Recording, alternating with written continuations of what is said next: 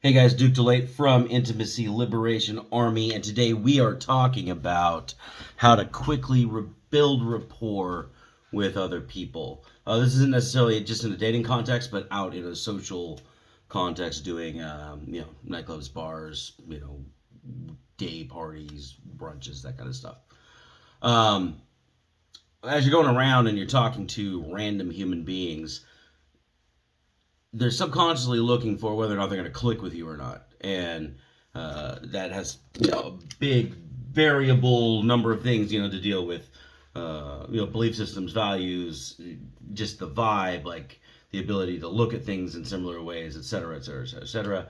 But these 5 tips, I think today, I got to look at my notes, is is just generally building rapport with humans. And then we'll build on this later on when we're talking about more intense and um, nuanced dating stuff. Tip number 1: show genuine interest in the other person. I talked about this stuff back when we did the conversational video, the attract women conversational video.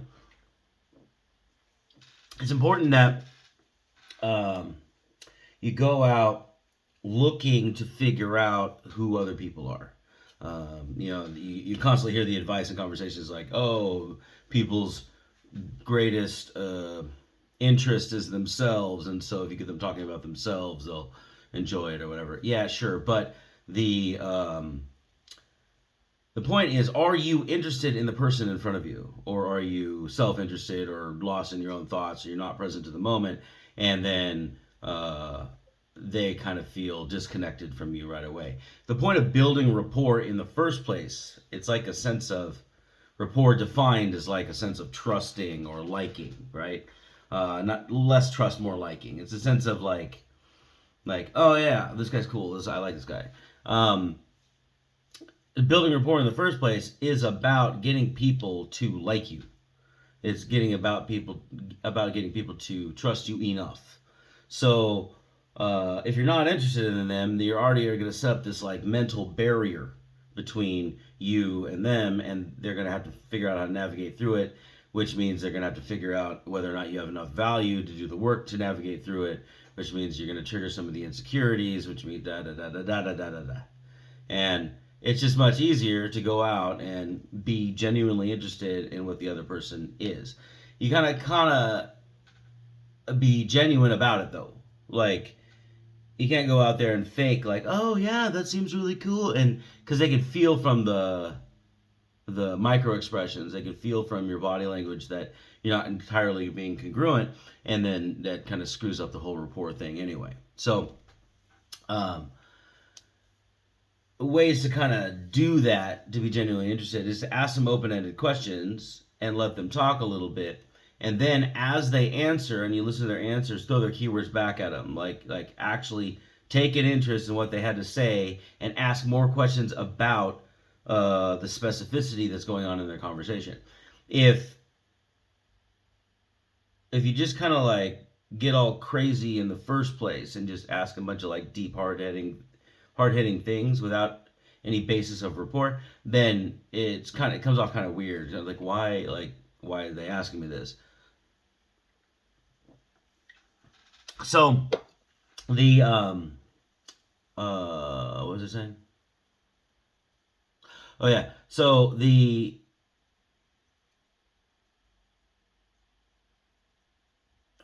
my brain just stopped working. I blame Diet Coke. Oh yeah. Okay, so they're like, why are they asking me this? So the progression from kind of general conversation into more and more deep conversation kind of flows a natural line. Like you can be like, okay, oh yeah, what are you guys doing here tonight? Oh, blah blah blah. And then as they're talking, you can kind of like, oh, you seem like the kind of person that enjoys adventure, or whatever. When they're talking, they respond in a way that you can kind of pick up on a word, you can pick up on a vibe, and then you mention that vibe and you ask more about that, and then they can start to get into what their belief systems are and what makes them the human that they are, and you can kind of question that. And 4 or 5 questions in, you can kind of understand what their whole social makeup is like. You can figure out um, what brings them out, what how they interact with strangers, whether they hate the environment or they love the environment, whether they're charged by strangers and other people, or whether they just like to stick to themselves. Like all of those little conversation topics kind of let you know who they are, like in an introversion extroversion way, but also in how they judge people and how they see the world and a lot of their values. And as they share those things, they're going to be more um, like, even if they're polarized, like even if they don't agree with you, you being interested in who they are develops a lot of trust really, really fast, develops a lot of rapport really, really fast. So showing genuine interest in the other person, that's the number one for building rapport quickly. Secondly, number two, using nonverbal cues. So you have eye contact, nodding, vocal tonality, shoulders relaxed. You have your chest up, and you're not looking down and avoiding the conversation, and hips squared off to them, and all the stuff that you can read in body language books. Really good books, old school. It's called Body Language. It's by Julius Fast. I got that one from David D'Angelo. And then Joe Navarro has that the one about how to tell if people are lying, and there's a section in there about just kind of like general mood. In the body language stuff, it's really like the science isn't clear. Like a lot of people do a lot of different things with their body language that don't necessarily mean one thing or another, and different cultures are different and whatever. But generally, if she's super interested in you or you're super interested in them, you're going to kind of be squared off with your hips, and you're going to have more open up top. You're going to hold eye contact. You're going to hold you're going to mirror expressions, etc., etc. Those things are going to happen as attraction happens. Your nonverbals that you can't control, you like when your pupils go big, and your you subconsciously like scan the face for kissing and all that. Those are all cool things you can read about. You can get a good primer on, like I said, Julius Fast book, and then you can actually just kind of search YouTube for like body language tips and hacks and whatever, and they will you'll get a whole list of them. So whatever you're doing, you should use all of your non-verbal cues that are available to you in order to communicate to them that they're intriguing and trustworthy and worthy of building rapport with. And the if you let those things go, like if you don't use them because you're busy being too stuck in your head on what you're trying to say, you just remember that I forget the study, but it was like 7% of communication is verbal, and the rest of it's all body language and micro expressions and calibrated stuff like that. So, like the words don't matter that much when you're face to face trying to build rapport with somebody. It's it's super important to be in the flow rather than try to create the flow from some sort of mental structure. If you start from looking outward and you start from looking at what was this person going to find value from, what's this person going to respond well to, what's this person going to be interested, what lights this person up, if you're on the lookout for these things, then you can throw like 800 little things at the wall and see what sticks. If you're not concerned about how you're going to come off, if you're not concerned about how you're being portrayed in managing your impression, you can just start throwing a bunch of stuff. You can switch quickly from adventure to sex to social values to family to whatever. Boom, boom, boom, boom, boom, and just watch to see which one they latch onto, which one they start talking about excitedly, which one their eyes brighten up for, which one their body position changes, which one makes them feel uncomfortable. You can just shift right off of that and move to something else, and just throw a lot of things at the wall until something sticks, and then all of a sudden now you have a conversational topic that you can go super deep on and build rapport very, very quickly. Tip number 3 of building rapport quickly is finding common ground.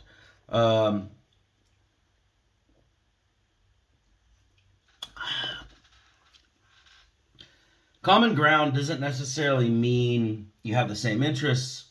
It doesn't mean that you have the same viewpoints. It doesn't mean that you necessarily have the same anything. But it does mean that you have the same shared emotional response to whatever you're talking about. So if she's talking about how frustrating it is because her roommate's doing some stupid horse shit, great. But you don't have to have a roommate and to be able to experience frustration from another human being and how you deal with it, right? If at that point it's not vital that you had a roommate that you, oh yeah, I totally relate to roommate problems, right? Like that's not the point. The point is that you and she experience the same, or I guess your target can experience the same emotional response, at least initially, right? There are times where, like in the girl getting frustrated over the roommate example, you can be like, yeah, I hate it when people, when after you establish boundaries with them, like just completely ignore them because they're so self-centered they can't see past their own nose. Like you can map the frustration that she's having to something that's similar for you, and then you can also provide a teaching moment if you want to. But it's not important that you show that you have some sort of mastery over that or whatever, or tell her what to do. That's not important at all. Like it doesn't help with rapport. But it is important that you hear the fact that she's frustrated. You hear the fact that she's, whatever emotion she's trying to express. I had this girl call me the other day, and she was really worried about her reputation because she had gotten into some drama with this dude, and this dude started talking shit, everywhere and trying to galvanize. And I'm not like, I'm dead in the center of drama at all times because I'm always going out and making all these friends and whatever. But I'm not really a play the drama kind of guy. I don't really get all that offended. I don't really get, I don't care that much. So she reached out and she was like, I heard that you were in this group chat with this person, and this person's like an evil human to me, and they're always trying to destroy me, and I just and what I heard her saying was, I don't want you to talk to that person anymore. But what she was actually saying is, I hope that that person's speech or the things that he's been saying about me have not affected your opinion of me. I am a good person, right? Like she wanted me to know that those things were lies and that I should not think any ill of her. She didn't say that. She was just like, I was just trying to do the right thing and tell my story and then like I don't care. But what I did hear was, I want you to know that I'm cool, right? Like that I'm not, a psycho crazy person like this other person trying to make me out to be. Like I don't really care. So I understood that that's what she was asking for, and then I said, look, I'm not gonna stop hanging out with people just because there's drama, and I'm gonna shut him up, just like I'm shutting you up right now. Like I don't really care how you fucking talk to each other. Never did anything to me, and when he does, I'll deal with it. Like I think that you are awesome, and I have not been affected by this weird social thing that's been playing out. Like I don't care. So you're fine, we're fine. Let's hang out later this week. And she's like, yeah, but I want to tell you about it. I'm like, nope, I don't want to fucking hear it. This is gonna be something I don't care about, right? And so I kind of cut her off, and then she like resigned to the fact that I wasn't gonna listen to her fucking tell her story and vindicate her bullshit. But she also had accomplished what she had called me to accomplish, because she called me to make sure that I didn't hate her because this other guy was talking to me. And I just set that straight. So you can when I say find common ground, you can be a little intuitive and see what's actually going on. I want you to find the emotional ground that it's on. It's not necessarily like fucking, oh yeah, I also have once worked at a restaurant. Goddamn, customers are so frustrating. Like that's not the kind of common ground I'm talking about. You want to talk about your emotional response and how you deal with it, and that's going to kind of show your vulnerability, show your humanity, and ultimately provide something that's super relatable, which is the core foundation of building rapport quickly. Um, Number 4, how to build rapport quickly using positive body language. Okay, so we were talking about nonverbal cues before, which can also be how you interact with other people, vocal tonality, all that stuff. But as far as body language, you want to be very affirming in the beginning to develop that sense of liking. Later on, we can play power games and we can throw people off and make sure that there's boundaries set and whatever. But in the very beginning, when you're building rapport quickly, then you want to open up. You want to have you know intense, not intense eye contact, building a lot of sexual tension, but like open body language, be accepting, be inviting of whatever they have to share, whether they're talking about something that they're dramatic about, or whether they're telling you how they're celebrating their day, or they're trying to teach you something in the moment. You just want to be open and inviting on what they're going to share, because when you validate what they have to say, no matter what it is, whether it's like, oh man, I got this latest Xbox game and I can't get past level 5, but I'm really proud of myself because I can do the other 4 levels in my sleep, or whatever the fuck they're talking about. Like, I don't really care about your progress in a video game, but if you want to talk to me about it and you want to share something, I have to figure out why you're telling me that. You're telling me that you're proud of it because you were able to accomplish something that, okay, then I'm going to help you celebrate that. I'm going to be open and help you celebrate. That's fucking really cool, man. Like, do you do that in other areas of your life? And is this something that's a contention, a point of pride, or is it the social support of the game? Like, what is it that really makes you feel good about it? And you ask that kind of question, and they're like, oh yeah, well actually, it's just that like my mind is so scattered, and then when I actually set myself to something and then I do it, like I feel super awesome. And I'm like, okay, well, yeah, can you apply that to something else? Are you gonna do a podcast? You streaming or something? And he's like, yeah, you know what, I should probably do that. That'd be fucking really cool. And then like he goes off on this thing and he thinks I'm cool because I'm accepting what he's trying to share with me. Whether or not I give a fuck about it or not is immaterial, because I don't give a fuck about content generally. I give a fuck about who you are when interacting with the content of the world. I give a fuck about the emotions that you feel, how you manage them. And if I start building on those things in the conversation, then you and I are going to have a much closer, tighter connection as we continue on, because I can know things about you that other people don't do on a surface level. Number 5, mirroring. In my NLP courses, we practice mirroring quite a bit. We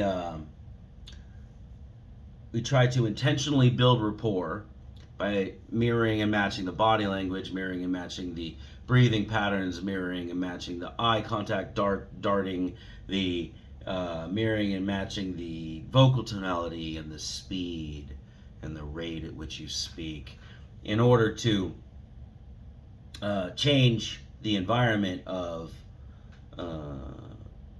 the people that are talking to us. Because like, if you're going to talk super fast, I'm going to talk super fast, and then I can kind of pace that and lead it down into a more deep, pensive thought process. I can lead it and kind of start to slow down. You'll start to slow down, and that's called pacing and leading. It's a different concept, but like, it's the same kind of thing. You find whatever they're doing. If they're breathing quickly, if they're breathing up from the chest, you do the same thing. Whatever. I'm not so concerned about that, as far as, because it's like kind of technical NLP nerd shit. I'm more concerned about noticing mirroring and matching when it happens. So there's going to be a time where somebody is like in a conversation, you're going to start opening them up, and as they start to open up, they're going to be like, and they'll turn towards you, their hips will be locked in place, and they'll start more intense eye contact with you rather than going off in the distance and thinking and avoiding that interpersonal connection, right? Like they're going to kind of lock in and be about it. When you notice that happening, you will naturally want to lock in and be about it. When that happens, just do it, of course, but when that happens, notice that happened. Like if you are aware of matching and mirroring when it happens kind of naturally, you'll start to see the world on a different level. You'll start to see the social world on a different level. You'll be like, oh, that is what's happening right now. Like they are truly interested in what I have to say. They're not just like running some weird thing. A lot of people who come out, a lot of my students and me, how I used to be, I was very, very aware of other people's micro movements because I was always afraid that they were going to embarrass me or make fun of me or take advantage of me or try to use me. So when you start to notice the connections that you're making, it's a lot easier to see the patterns as you notice the matching in the mirror. Okay, I think I'm repeating myself too many times. Basically, feel free to study NLP and deal with rapport building in matching and mirroring. But I think it's more important for you just to notice the waypoints of when it's happening so you can develop patterns of how these people are interacting with you over time. It tells you a lot about how that interaction went, how the theme of that interaction went, and then when you see that pattern again with another person, you can kind of know how it's going to go. Like that's what I mean. There's an NLP book that breaks things down really, really well. It's called Law of Connection. That says my notes. It's over here somewhere. Where is it? Law of Connection. It really talks about rapport. Well, I think it's going to be backwards, but it talks about rapport. It's written by Michael J. Lozier, Losier. Law of Attraction. So it is NLP based, and it's very good at creating connection with other people very, very quickly. So if you want to dive into that and get more and more deep on that subject, start there. Don't necessarily start on any of the crazy NLP rapport building tactics just yet. That's a really good book to start, like understanding how humans interact with each other and build trust in tribal type relationships. And maybe I'll do a book review on that at some point. What else do I got on the list? Oh yeah, I've got written exercises you can use to build rapport quickly with other people. Click the link in the description. It'll take you to the thing. Put your email address. We'll send it to you, and it'll put you on a list for similar type of content. So we'll send that as it comes out. The PDF is, you can write on it directly if you print it out, or you can just use it as journal prompts. And I think that's it for today. How to quickly build rapport with other people. I'll see you guys tomorrow because I do this every day. And until then, stay awesome.